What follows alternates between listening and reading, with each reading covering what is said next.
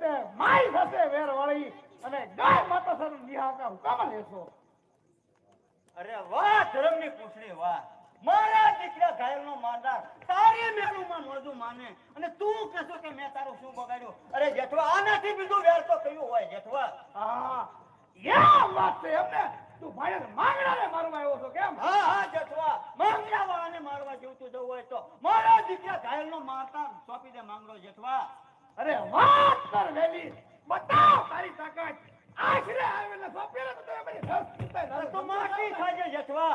અરે માટી સીએ માયા મિયા ચાંદા માટી સીએ પણ સાવડા તું એક તો કહે કે મેં તારી ક્યાં જમીનની પટ્ટી દબાવી હતી કે તે મારી સાથે વેર બાજી અને ભાઈ માંગડાને મારવા આવ્યો છો?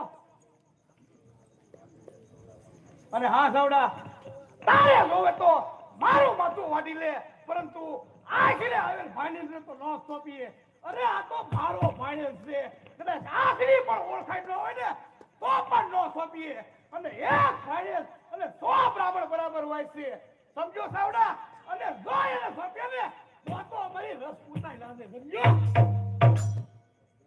તો ઠીક ત્યારે માટી ખાજે જેઠવા. અરે માટી છીએ માયા છીએ તેમના માટી છીએ, સમજો સાવડા?